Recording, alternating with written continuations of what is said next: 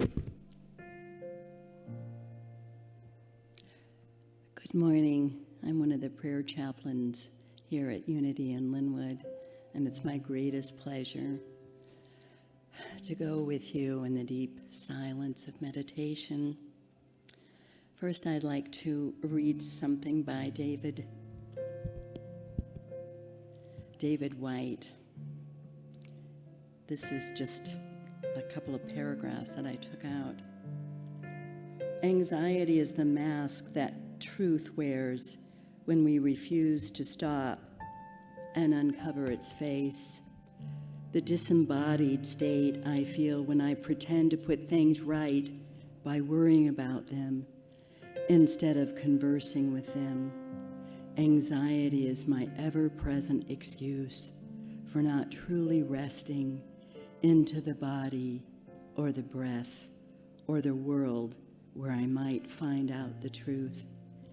Anxiety is a temporary helper going by the name of worry, who when turned into our constant live-in companion becomes our formidable jailer. One of the greatest gifts we can give to our friends, our partners, our friends, our congregants, I would add, or our colleagues, might be to forsake anxiety, to realize how much we use our worrying as a barrier to our becoming and a protection against real intimacy, real friendship, and real engagement with our work. One of our greatest gifts is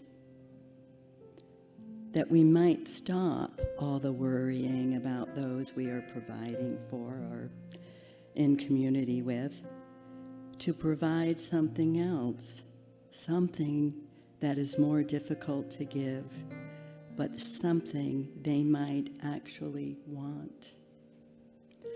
A deeper, more rested, and invitational sense of presence and the gift of timelessness in that presence. So as we go inward to the quiet place of the holy mystery, may you find peace and ease and a deep sense of belonging.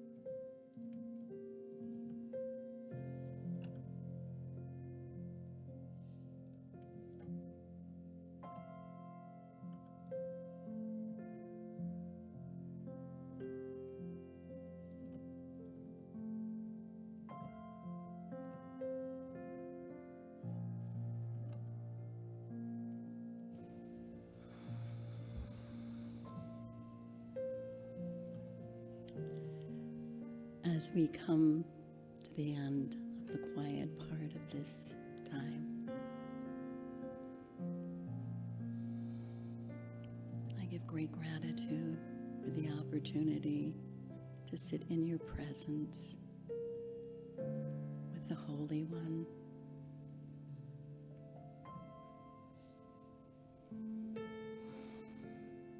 My ask is that we take this quiet knowingness of being in the present in all our affairs. And so it is. Amen.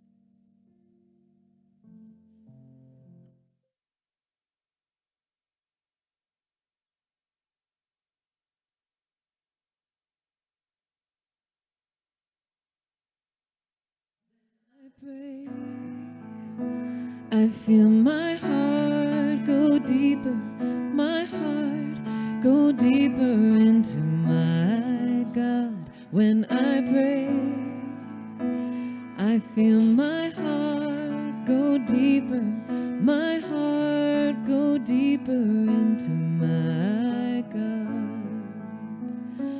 Right here, right now, right where I am, I pray. Right here, right now, right where I am, I pray. When I pray, I feel my heart go deeper, my heart go deeper into my God.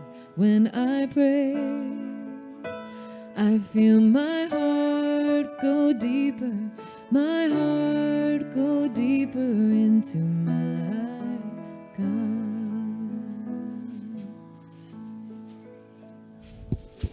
Good morning. I'll catch my breath. Well, we're just all settling in. We didn't get here quite as early as we do. Let's open with prayer. And it really helps to just sink into your chair and relax your body to the best of your ability. A few deep breaths can help. If you're comfortable closing eyes, that helps too. As we gather, we acknowledge each of us is a tiny individual divine speck of a whole so vast we cannot even imagine it. We focus now on two essential things: the sacredness of all life and the power of love to sustain it.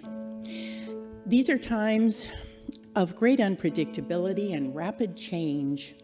I feel it in my body, and I feel it all around me. It blows across the globe. I come here partly to find grounding and the stability of connecting with others in loving kindness and goodwill.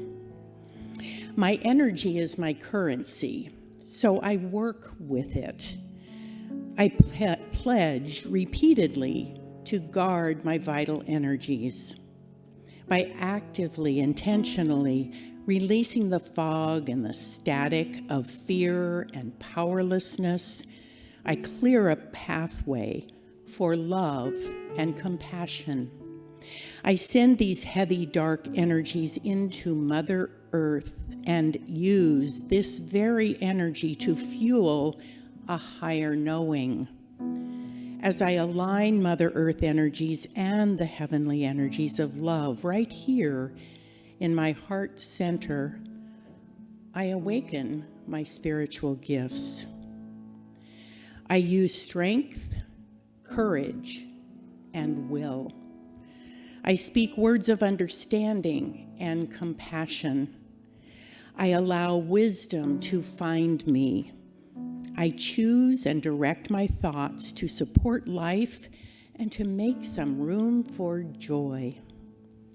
As I work to sustain my own individual light, I naturally light the way for others. And as we all together create light for others, we naturally light our own way too. We do both here today. We are light workers, and so it is.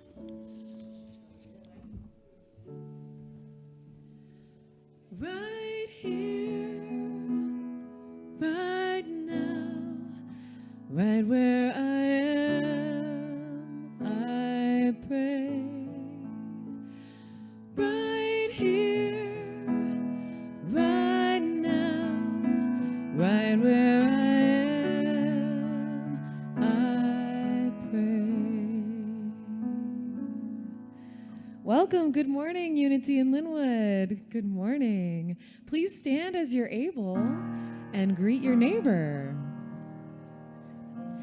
I come to the garden alone while the dew is still on the roses, and the voice I hear falling on my ear, the Spirit of God discloses, and it walks with me, and it talks with me, and tells me I am its own, and the joy we share as we tarry there, none other has ever known.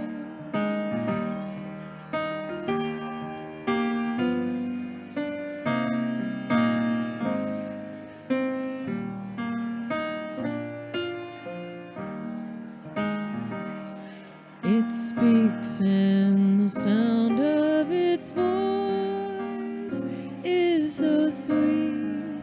The birds hush their singing, and the melody that it gave to me within my heart is ringing,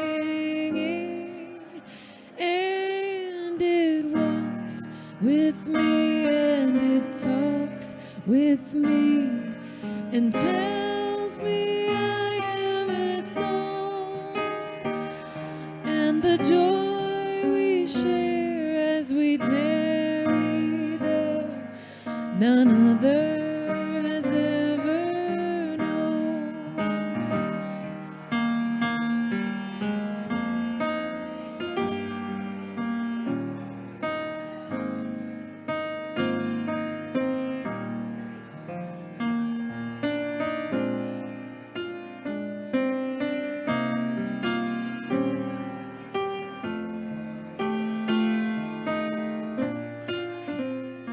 And it walks with me, and it talks with me, and tells me I am its own, and the joy we share as we tarry there, none other has ever known, and the joy we share as we tarry there, none other has ever known.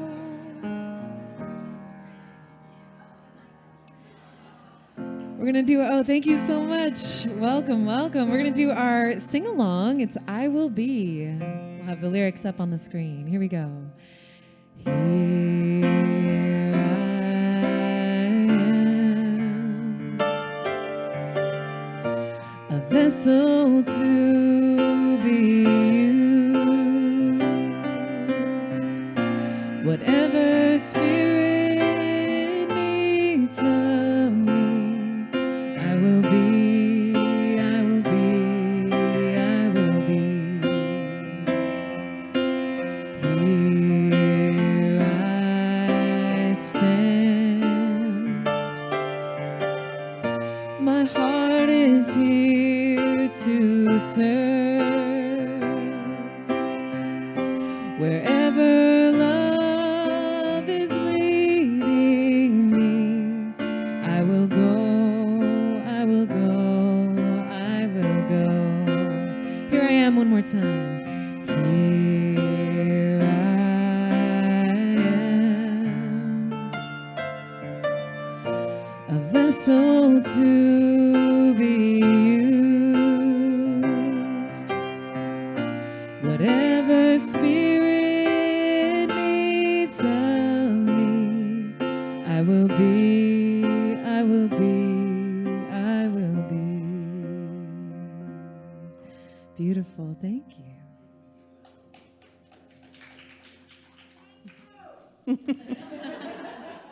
Yes, thank you, Kelly.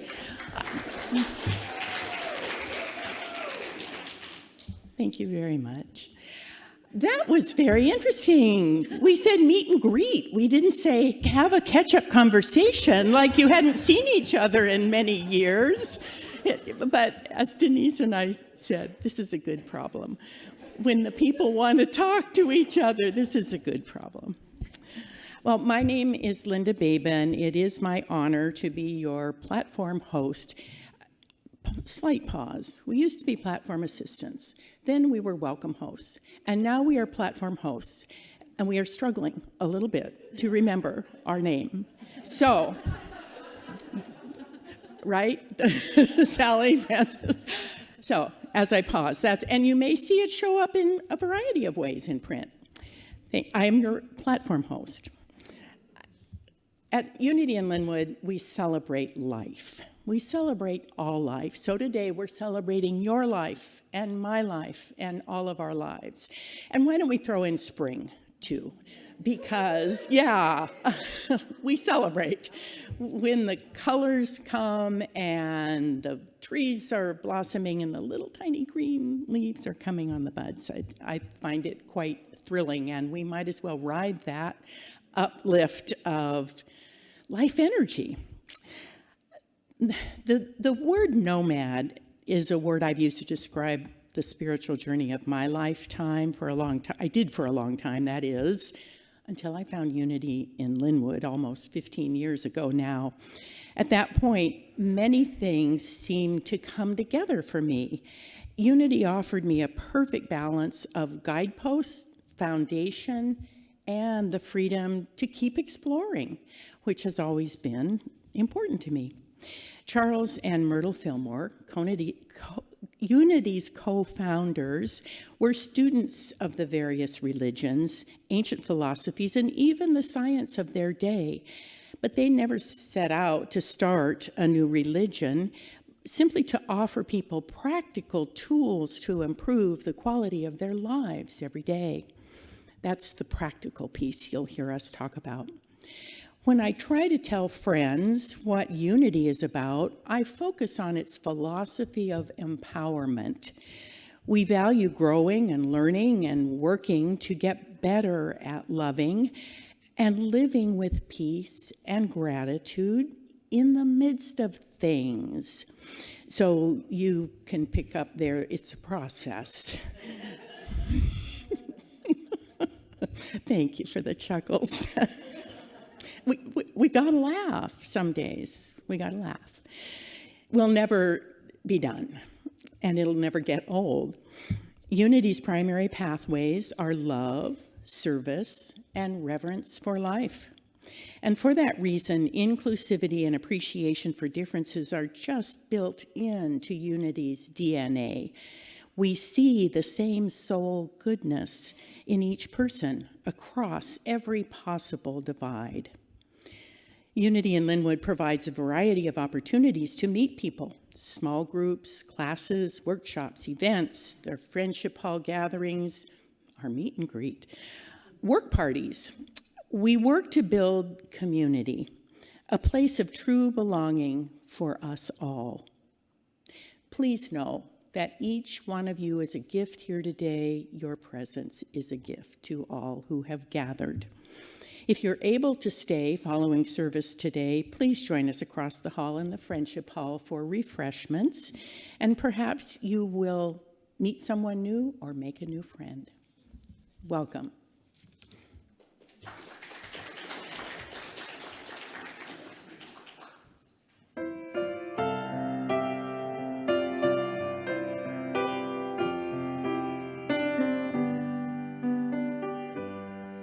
When the anger has died and the shame disappears and the echoes of lies spoken over the years and accepted no more, we let go of the fears.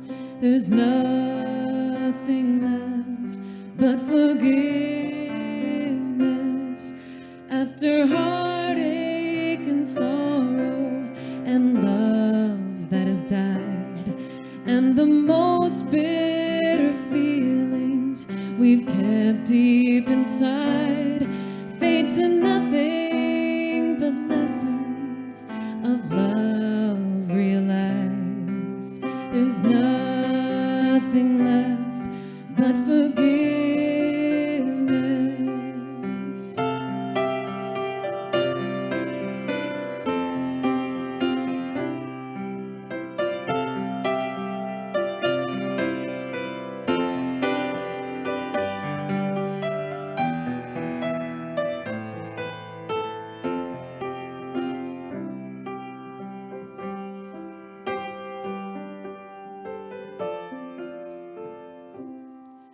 when the reasons have vanished, their power is gone, and the places they took us have led us back home, and the hatred forgotten now leaves us alone. There's nothing left but forgiveness. Only so far we'll go till this knot is untied, and the pain and the sorrow no longer denied, till we stand in the silence and then realize there's nothing left but forgiveness, forgiveness.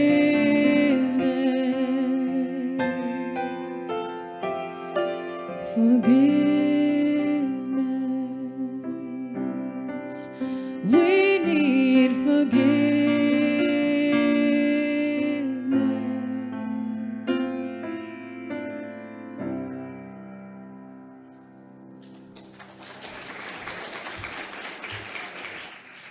Thank you. Thank you. So beautiful. Nothing left but forgiveness. Thank you. It's an old song by Linda Webb Kakaba, who I knew years ago. She was the music director in Walnut Creek that I got to serve. She has passed from cancer, but her music lives on. Isn't that beautiful? Yeah. So that was a handwritten song by her, and her story was so palpable. And so if there's a little tear in my eye, it's because I know from which she sang that song, the deepness of needing forgiveness. So it speaks to the transforming power of letting go, which we're going to talk about in today's talk. But first, I just want to thank you, Linda, for that beautiful welcome to all of you, and all of you in the room, but also all of you online. We're so grateful that you're here with us.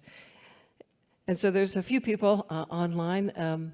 There's Tom in Edmonds, and Ursula in Cocoa, Florida, and a few others. But let's say good morning. Just look over here at this camera, everyone, with your Sunday-looking face on. Say, welcome, friends. Welcome, friends. We're so happy you're here. We love and bless you. Thank you for being with us. And our mission statement that we love to share, and Linda touched on that as well, is practical spirituality, welcoming community. So we hope that you experience that the moment you step through these doors, the moment you enter in. And I couldn't help but notice during the meet and greet, but also even before that, there was dozens of people arriving early and preparing for hospitality, and conversations happening, and lots of laughter and joy in the space. So it's very uplifting to be in the vibration here as well. We have many values that we hold to be true. You can find all of those on our website. But today I'd like to share with you value statement number 4. We believe each person is an individualized expression of divinity itself, and we accept each person as such without condition, question, or exception. As a matter of principle, we love boldly. So our invocation is one that brings us into the awareness of divine presence here and now. So let's say this together. Though imaged and named variously, there is a singular and eternal ground of being from which all life emanates and into which all life retreats. We choose to call this ground of being God. By extension, we come to understand that we are spiritual in nature, human in expression, and limitless in potential. We gather today to remember such truths, to celebrate our unity, and to honor all life. And so it is. And so before I begin today's talk, there's a couple of people I want to introduce you to. And as many of you know, that we've been looking for a sacred service director, coordinator, the last few weeks, and we have been delighted to accept Palakini Hop into our sacred spiritual direction. So if you will come on up, sacred service. We're blessed and grateful for your for your yes. Yeah. Oh, thank you. Grateful. Welcome to the family. Yes. I'd like to thank the Academy Committee, Denise and Stacy. When I had the interview, they said, this is all very nice, and we have some other applicants. We'll get back to you. And I'm like, okay, God. If this is mine to do, this is mine to do. There are others that would like to serve. And then I got I had to take a tech test. And then this was through Stacy, and she said, I'll call you. Well, there was no call. Maybe they called someone else. And then I saw late that evening that there was an email from Denese. And she said, please call me. I'd love to talk to you. That was not a rejection. I wasn't sure exactly what she'd say, maybe nicely, but I'd love to talk to you, pretty much. I was in gratitude. There's a lot that I want to say. A big part of why I am here is because the inclusivity. I love that. In my walk in many areas of my life, doing service immediately puts me in with those that know, and I start having a pretty intimate relationship that with those that love wherever we are. And this is a great group of volunteers and those already in sacred service. I look forward to learning from you and being with you and you getting to know me better and me you. So thank you so much. Thanks. And so Palakini is also a beautiful prayer chaplain as well. So she wears many different hats or stoles in this case. And you want a rainbow one now? Okay, great. We'll get that for you. Thank you for saying yes. So you'll be seeing more of her, and she might be chasing you around, asking you to sign up for this and that, but it will be done in love. We're blessed and grateful. Another beautiful woman I want to introduce you to has a transformative story of why Unity, is her home. So Marge Hapton, would you please join us up here? And Marge has been with us for over 12 years. So, you got your ride. There you go. She's got a ride. Thank you, Anne. And look at that beautiful cane. That's gorgeous. Well, I only use it once in a while, not all the time. Well, this is the first time I think I've ever been asked to do a testimonial. I feel almost like in the Southern Baptist Church or something. But Reverend Denise asked me to talk about what this church has meant to me. And so I got some notes, but basically 12 years ago or so, I was driving north on Alderwood Mall Parkway, and I'd never been up this way for some reason. I'd been here for like 20 years, but I hadn't driven up that far. And as I was driving up, a sign on the right side caught my eye, and it said Unity in Lynnwood. And I thought, oh my Lord, I didn't know there was a Unity church here. I was actually raised in Unity as a kid. And, but as a teenager and adult, it wasn't exactly a cool, when you lived in a town where everybody was Methodist or Baptist or Mormon, and you said Unity, and they looked at like what? So I made many journeys throughout my long life into a lot of other Protestant denominations and actually taught in three Catholic schools as well. But when we were posted to Anchorage, Alaska, Unity was there, and actually they were meeting on the Air Force Base in a small chapel, and I thought, oh my goodness, I think maybe it's time to reconnect, and I did, and I was active the whole 10 years we were up there, and I was even on the board at one point. And then we left, and after we moved here in this area to Edmonds, we checked out a couple of Unity churches, and I don't know, nothing really clicked. Now again, I didn't know about this one. So my faith community became the Jesuits, who I dearly love, because I was teaching and counseling at Seattle Prep, and that was fine. But after I retired, it was kind of a vacuum. So I was really excited to find UIL here that day, and the next Sunday I said something to my friend Janet Lewis, who'd been going to Unity in Bellevue, I think it was, and so the next Sunday we checked it out. And when I walked through these doors, I felt immediately a welcoming energy. It was just palpable.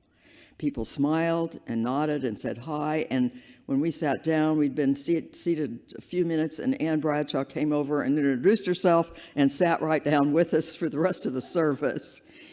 And it was just pretty amazing. And it was one of the first couple of Sundays that Dr. Richard was here, and his message was so powerful. And it just, as we all know, it just kind of expanded my consciousness. And Matthew's music, of course, we know what that was like. And I was hooked. I was home. I knew that before the end of the service. And UIL has been home to me ever since, for so many reasons. But only a couple of them I'm going to talk very briefly about. One key principle that somehow had never, even being raised in Unity, had never really taken root for me was the fact that I am, at my core, I'm a divine being in a human life. Somehow that was not really solid for me. And recognizing my divine identity with the help of Dr. Richard and the Prayer Chaplain program has changed me totally, powerfully. It's just been an amazing change in that period of time, in these last few years. And that knowing, that certainty has been my bedrock, particularly over the last 3 years while I walked with my youngest son through his journey with ALS. Knowing I was divine at my core helped me to bring me back to center over and over so many times when I almost succumbed to anguish and despair. And the love and the support from this community throughout this time, and before as well, but has been an immeasurable gift of grace. I never felt alone. I've always known there was someone I could reach out to. And so many people reached out to me during all these past few years. It's just warmed me, held me, and made me again feel at home. UIL is an amazing community. And I really should know, since I've been in a lot of other church communities throughout my long life. The sacred energy we share is powerful, and it's what we need to grow and heal personally and within the community, and that energy is what our world needs right now. So UIL rocks.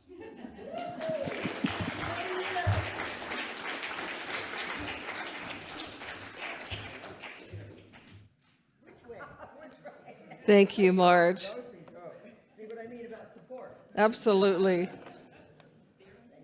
So beautiful. You know, having a spiritual community is one of the gifts that we have. And I don't know about you, but I don't know how people do this thing called life without a faith, without a community like this. Yeah, because it just warms my heart. And this one is amazing and fabulous, but we have many, right? And so we can travel around, and we have a visitor here from Florida, and so welcome. We're grateful you're here. So today, the talk is in the garden. We're still doing our little gardens here, and it's a series of planting new seeds, cultivating faith with forgiveness. And what's interesting is Kelly and I planned the music well ahead of time, like a month ahead of time. So we had already decided to do this forgiveness song, which I had forgotten about, and it was not part of my talk preparation. So when I noticed that we're doing a song on forgiveness, I went, oh, I should have paid better attention, because I hadn't planned on building all that in there. So what's so fun is how Spirit works. And so I, rewrote everything and, recreated, blah, blah, blah. And a colleague of mine reaches out to me this morning, and she says, would you look up in your daily word? I get the one on my phone, and I have this one. And she said, the one online doesn't seem to be right. Would you send it to me? So I look it up, and I had not read it. It was very early this morning. Today's word is forgive. Of course it is. Because God has this great sense of humor of just knowing that it's all in divine order. And it's not about you, Denise. Everything will get taken care of. Don't worry. So that song that was picked out by Linda Webb Kakamba is about the transformation of letting go. The song's message centers on the idea that when we release our burdens of anger and resentment and hurt, we open up this space for healing and love and spiritual growth. And so the essence, it suggests that forgiveness is not about condoning past wrongs, but about freeing ourselves from the weight of that experience, of letting go, of feeling the liberation from even thinking about or harboring feelings. And so once we embrace this forgiveness, we're left with nothing but this pure essence of compassion, which is our divine inheritance, that we are born with this innate compassion in us, wanting to support the well-being of others. And when we are holding or harboring ill feelings towards someone or something, we block that innate experience of compassion, and our heart sort of gets hardened. So this activity of forgiveness releases old wounds and invites us forward to look for grace and trust and creating this fertile ground of the garden that wants to grow in us and around us. And so the scripture is, with God, all things are possible. With God, all things are possible. And I don't know about you, but no, I'm not always capable of forgiveness. Anybody else have that issue? Yeah. And so the beautiful part is that we don't have to know exactly every step of the way. We just have to be willing to put it in God's hands. God, show me how I could either see this differently, or show me how I could love again. Show me how I could let go of this story I have created, or this sensation, or this hurt that I'm having, so that I may love again. Maybe it's not going to be that person, but when we close our heart to one, we close our heart to everyone. So I'd have to tell you, though, I wasn't all that excited about doing forgiveness. I had apprehension, and it felt vulnerable, and I felt really uncertain as to really how to do that. And so I had to just forgive myself. It's always about that, right? It's always about, okay, this lesson isn't for them, Denise. It's for you. So pay attention. And that's so true. And it's opening my heart to know that, Jesus shared the idea that even the smallest of seeds of faith can support us in enormous growth. We just need a tiny bit, and God will do the rest. You just need one step towards the forgiveness experience, and then God will take the rest. We just need one idea of letting go. So I want to share a personal story I had around transformation of my own life. And it was right after Larry and I started ministry. So my husband and I both got the calling to become ministers. And we had a newborn baby and a 10-year-old boy when we went off to ministerial school. So he became ordained and I became a licensed teacher. When we left, we took our first church, and I got into field licensing, but I was the minister of administration, and he was the minister of this first church. Well, it was quite wonderful for the first 4 years. You know, there was just lovely. We grew from 100 to 250 people. We actually ended with 5 people that were inspired by the work we were doing, and they became ministers. So there was deep and wonderful work, but there was also this small group of committed people. You know those ones? And there was conflict, and this conflict had been there for years, you know, festering. And so we got sort of involved in that, and we couldn't overcome it. You know, either we didn't have enough skills or it wasn't ours to do, it doesn't really matter, but we had to leave. And I'll tell you, we felt like failures in that. We did. We felt like failures. And so we left, and we really had no church to go to. We had been applying, but it was sort of an abrupt, you guys need to leave kind of a situation. So we got invited to Lake Tahoe. We were close by, and we got invited for the summer just to speak. So we took our trailer, our camping trailer with us, and we sort of spent the summer in Tahoe. Not a bad landing, right? That was pretty wonderful. I felt pretty good. But we also were feeling very despondent and disappointed in this trek, in this, is this really ours to do, God? I mean, this redirection in such an abrupt way. So we began to blame ourselves, and then to blame each other, and then to blame them. And that's that toxic energy of, you know, not letting go and not forgiving. And so after a while, I recognized that God had led me to this beautiful ministry in South Lake Tahoe. And we had applied for 3 large churches, and we were redirected 3 times. But we came in second place, so we knew every time that, you know, first of all, you got to get selected, which is a big deal. And then out of the 3, we came in second. So we knew we were pretty good, right? But there was something that we weren't quite ready for. So part of the journey was healing and letting go of the story of, you know, we're not enough, or this is not ours.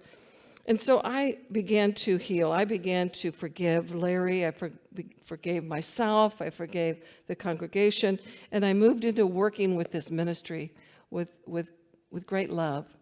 And we grew from, you know, 25 to over 100 people in just a couple of years. And it was exactly what my soul needed. You know, it was a smaller church, so financially it wasn't perfect, but it grew me, and they accepted me to become ordained. They had to invest in my education, invest in the last few years, and so they said yes to that. So I blossomed there.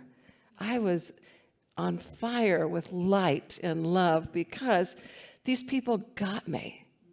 They got me. We grew up together, kind of a thing, and it was a fabulous experience. So it went from tragedy to a dream. Well, my husband didn't quite have the same experience. He was still struggling with finding his way. But one day he took a hiking trip with our youngest son up to Lake Lassen. And on the way up, they decided to rest. And when they rested, he saw this fern. They were way above the plants, and there was a fern growing out of the crack in the rock. And he sat there and he stared at this fern. And he just got this revelation, and I'm crying because he cried. Because it was God telling him, grow in the cracks of life. And if this fern, the only one in that area, could do it, he had no good reasons, right, for not blossoming and not planting and letting go of a story of failure and not succeeding and moving back into, I am the one. I've been called to do this work. So it was a beautiful aha moment for him. They hiked the rest of the hill, and he came back, told the story, and he went on to create this amazing workshop around it, and it just completely changed his life. This growing in the cracks of life, he called it.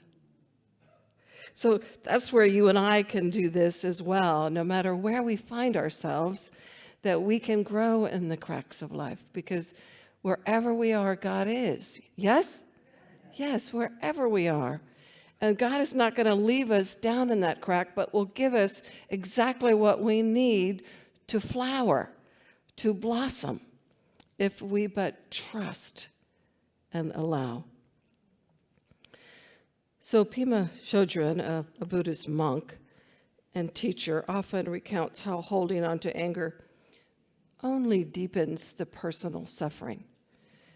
And in one story, she describes a time when she's deeply hurt by someone. And instead of reacting in anger, she sat with her pain and recognized that her enemy was in many ways her own unhealed wounds. And it was the way she was experiencing life rather than what life was giving her. So she reminded us that forgiveness isn't about condoning hurtful actions. It's about freeing ourselves from the chains of resentment so that healing can happen. There's a beautiful story from the Amish community, tragedy that hit in 2006, some of you may recall. Charles Roberts entered a one-room Amish schoolhouse in Nickel Pines, Pennsylvania. And he shot 10 students, killing 5 and wounding 5 others before taking his own life. But in that tragedy, what happened was the Amish community reached out to the shooter's widow, his parents, and his parents-in-law, assuring them that they would not be scapegoated, that they attended the funeral of this killer, this murderer. The Amish people included the parents who had buried their own children, and they attended the service, hugging their family, crying with them for this loss. They also established a fund to support the family that lost their family member. So community members also visited the shooter's widow at her home, bringing her food and flowers, offering her support and comfort. So forgiveness at its core is deeply rooted in this Amish faith. They emphasize the teachings of Jesus to love our enemies, to reject revenge and leave vengeance in the hands of God. They have a two-kingdom theology that says the Amish believe that while they're responsible for forgiveness, the justice system is responsible for punishment. So they let go of judgment. They let go of needing to punish people. And so this impacts their own community. And this gained this international attention, and they grew to write a book called Amish Grace: How Forgiveness Transcended Tragedy. So it's sort of this magical potion that you and I can use, and most of us will not experience what they experienced. Most of us have this wonderful life filled with a spiritual community like this, but none of us get out of this life without some tragedy. So it's important that we stay connected, that we ask for help when we need it. And just as a gardener tends to the newly planted seeds, you and I, our spiritual journey requires a consistent care of nurturing, of loving, of a daily practice of prayer, of meditation, but of opening our hearts and keeping this space for compassion to lead the way. And so the Buddha talks about, at the end, there's only three things that matter anyway.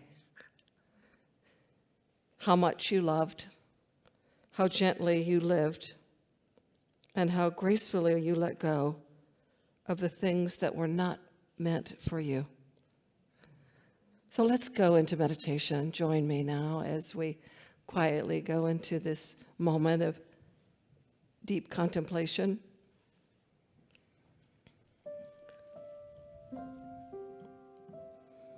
Taking a few moments to just close your eyes.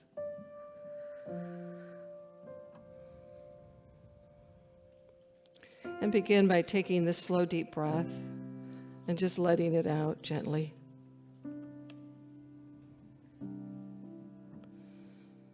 Just feel your breath rising and falling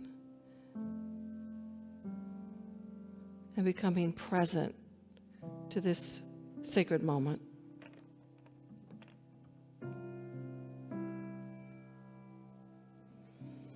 Imagine your heart is a garden, one that's been tended by your own forgiveness.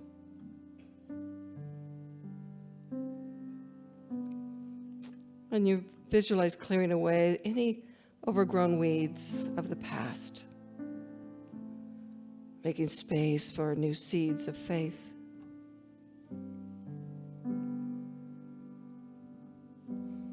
Allowing this gentle truth to resonate, there is nothing left but forgiveness.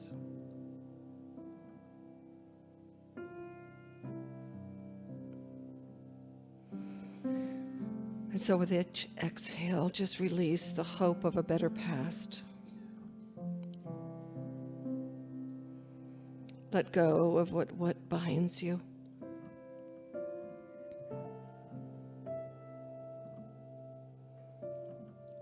And so invite healing, trust, this fresh promise of a present moment awareness. That right now there's a tiny mustard seed resting in your heart.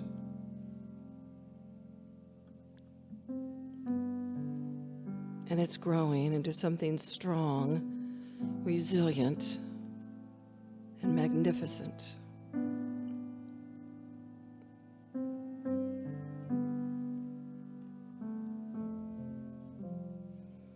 And so we remember the words that Jesus gave us. Father, forgive them, for they know not what they do. And so we let these words be a gentle reminder of the transforming power of releasing the past.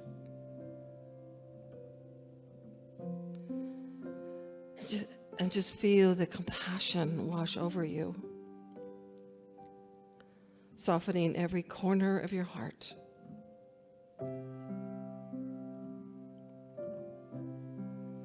And in this moment, you are free. Free to let go, free to love, free to be your most authentic self. So take that holy breath and know that you carry this garden of forgiveness and faith within you. And when you're ready, gently open your eyes, carrying this calm, strong resilience that lives in you. May this peace and clarity remain with you always, and so it is. Amen. God bless you.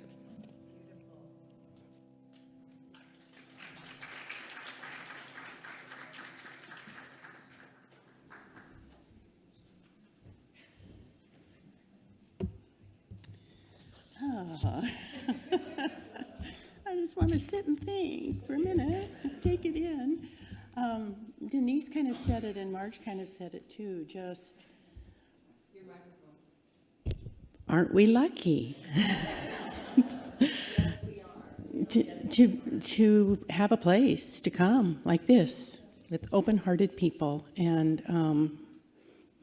it helps walk in this world. Does my heart good. Thank you. This is the time in our service each week where we pause and carry out our ritual of financial giving in support of our Unity in Lynnwood community. Because we exist within a reciprocal spiritual universe, we know that both giver and receiver is blessed in this process. We've heard many times in many ways that and we heard it again today, that when giving with genuine love and care for others, we ourselves are blessed. It was Confucius who said, "He who sincerely wishes to secure the good of others has already secured his own." By sharing resources with this community, we are demonstrating our desire to contribute to the good of others, and all gifts that are received here are received with deep gratitude. Thank you. Electronic giving options appear on the screen behind me and behind you. And for those choosing to give a physical gift, the ushers will gratefully pass baskets. If you would like information about Unity in Lynnwood's programs for regular giving, planned giving, or legacy giving, please take a Giver's Circle brochure from the back at the Welcome and Information Station, or write the Board of Trustees directly. For those already participating, we extend a special thanks. Please join me now for the giving affirmation as it appears on the screens. I give freely and fearlessly, fulfilling the law of giving and receiving. Blessed always, blessed always, for the arms of God surround us. Let our joy be so triumphant that we rest in God and say,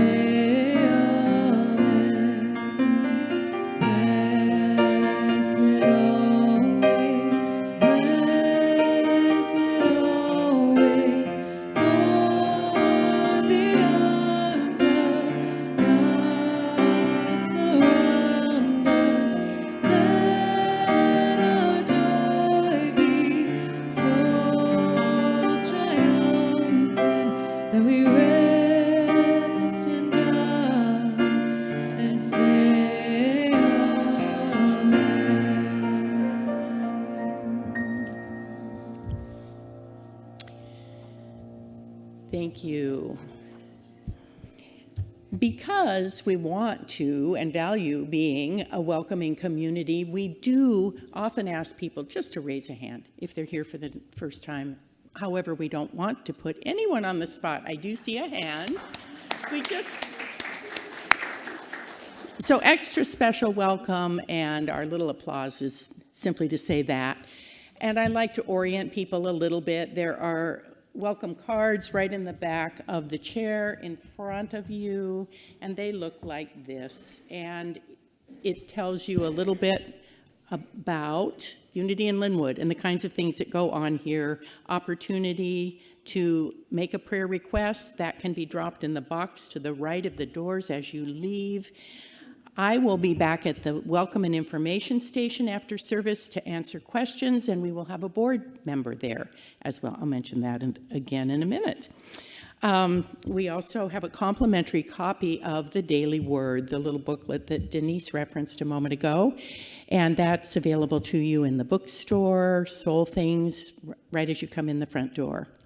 So avail yourself of those things.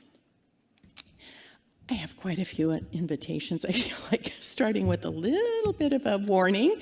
We seem to have quite a few invitations today, so I might have to stop for a stretch break. Okay, take a breath.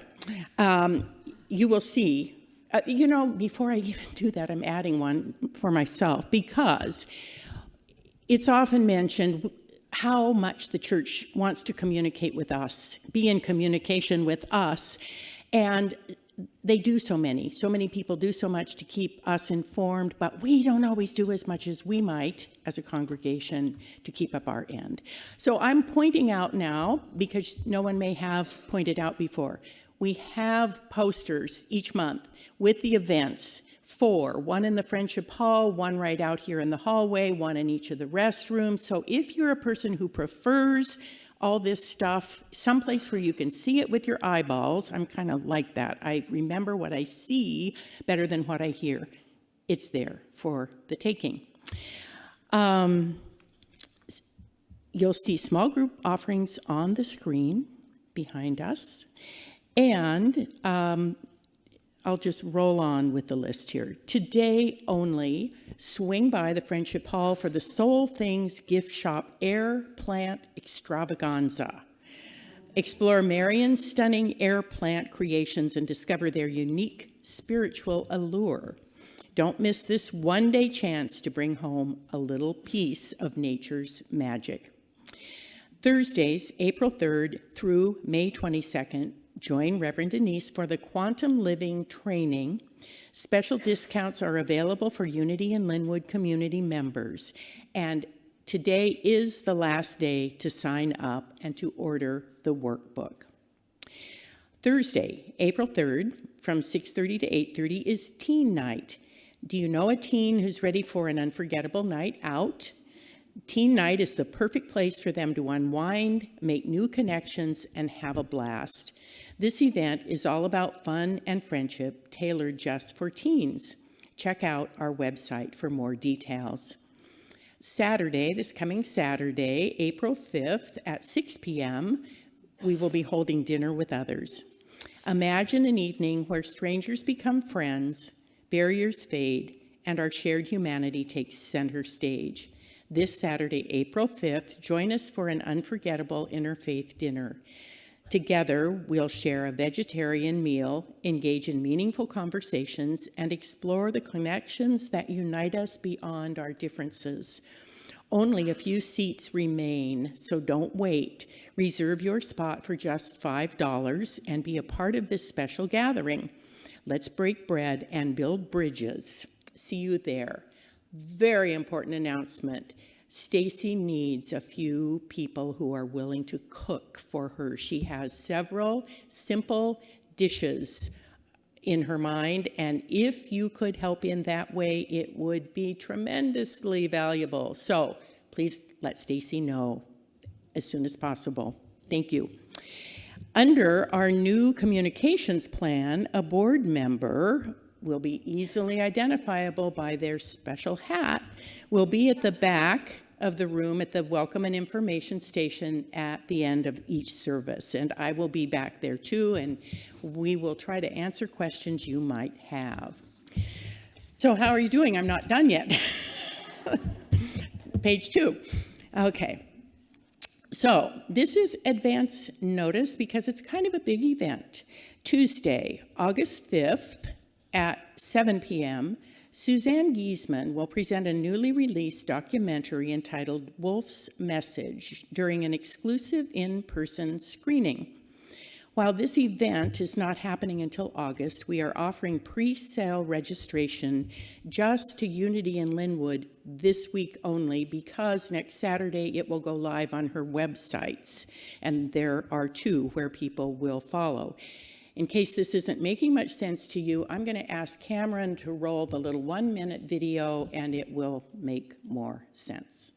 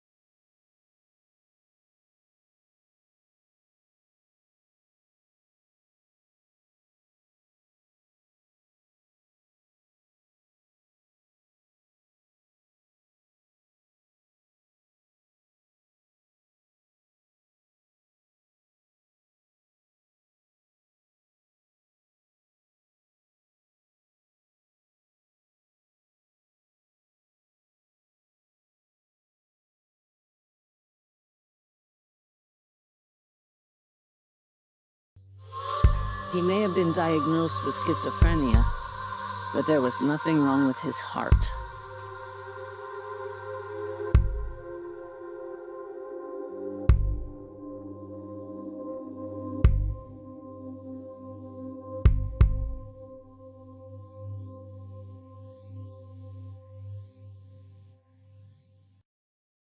Actually, the little clip I thought we were going to watch.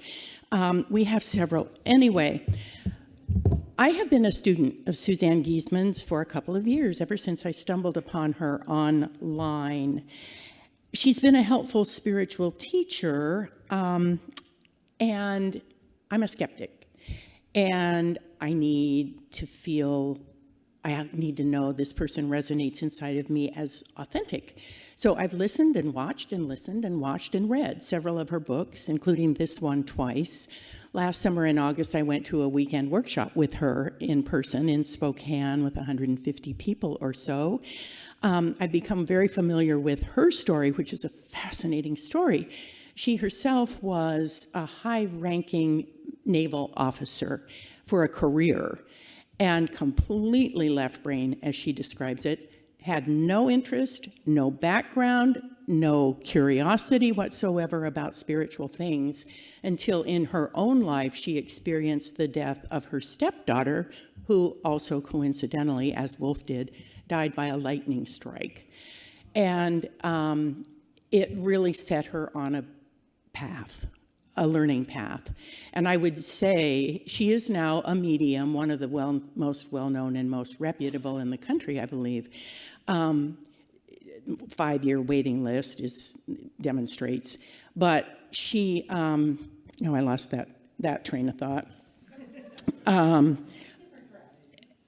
If this piques your curiosity in any way, please come back to the Welcome and Information Station. I can share a lot more, answer questions you might have. Suzanne is taking this documentary to 25 places in the country. She and her husband travel around in their motorhome in the summers, and they chose 25 places in the country, and one of the places they chose is Unity in Lynnwood, and we feel most honored that they will be coming here. The reason we're making a big deal about ticket sales at Unity in Lynnwood is that she has an extensive following, and people travel to her events. So we do expect and hope it will pay off for us if it happens this way, that a lot of people want to come. So if you know people that you think might have interest, spread the word, please, and let them know we're having this event on Tuesday, August 5th. Yeah, from 7 to 9. Okay, you're not done yet. Daniel, you get the last announcement. Wake them up. All right, thank you, Linda. Hey, we got a lot of good stuff going on in our church, right? I don't know if you felt it when you came in this morning, but the energy we have going, we've got lunch after the church, a little more to come, but I want you to think about next Saturday. So up on the slide here is our Work, Pray, Eat event. So as we talk to everybody about our strategy, part of our strategy is we're gonna take a facelift for our facility here. We're gonna do 3 Saturdays. First Saturday of every month, 9 to 12, only 3 hours out of your time, and that's what you see here. It's on Saturday, April 5th. Everybody in the congregation can help and support. We're going to be painting the curbs in the parking lot. We're going to be cleaning up the flower beds. We're going to be replacing the tiles in front of the door. We're going to do a little touch-up paint inside. Everybody in here can help. We do have a couple things we're looking for, so if you have a pressure washer, see me. If you want to donate to the replacement of the tiles in the front door to kind of have a little memorial there, see me, right? Happy to take donations, help and support with that, and or paint for the curbs out there. Again, if you want to contribute, multiple ways to do that, and that leads us to the second piece. The second piece is that the Board of Trustees is sponsoring the lunch today, and it is quite a lunch. I was back there a few minutes ago. We have 5 different soups for everybody. We've got Nana's Tasty Tortellini Zuppa. We have Magnificent and Marvelous Mushroom Heaven. We have Hippy Dippy Lentil. We have Bubba's Bodacious Home-Cooked Black Bean Bonanza. And one of my favorites, Denese's Divine and Enlightened Celestial Culinary Experience. All right. So join us after the service for lunch. It's going to be a lot of fun. Let's carry that momentum into Saturday and look forward to seeing everybody Saturday morning at 9. Thanks.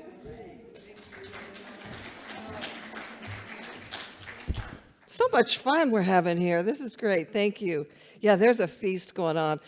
Be careful when you ask the board to do something. Anyway, we had a ball. We haven't done it before, so I think we sort of overdid it just a little bit. Yeah. So we're ending our service today with a statement of faith, which is near and dear to my heart, and that is this statement. Let's say this together. There is only one presence and one power in the universe and in my life, the infinite, living, loving presence of God. And so each week we also have prayer chaplains here to pray with you, whether you're celebrating life or have a challenge in your life. They're here. They'll be coming up this area, and they have the purple stoles. And would our prayer chaplains today please stand so we can recognize you?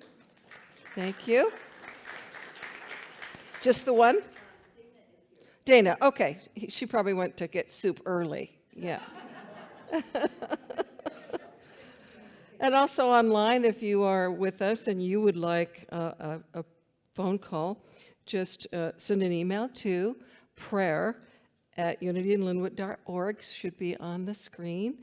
So you could include your phone number so we can make that phone call within the next 24 hours. A prayer chaplain will call you. So what a blessing.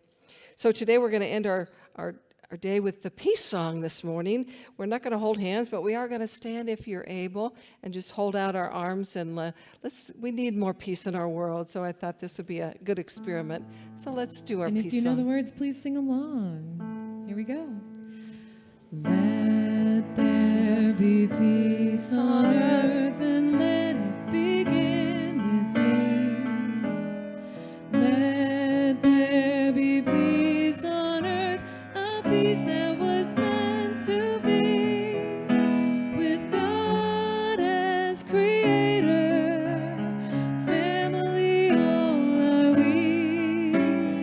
Let us walk with each other in perfect harmony. Let peace begin with me. This be my moment now. With every step I take, let this be my joyous vow. To take each moment and live each moment, peace eternally. Let there be peace on earth, and let it begin with me. Peace. Thank you for being here today. I'll see you in the fellowship hall. Thank you.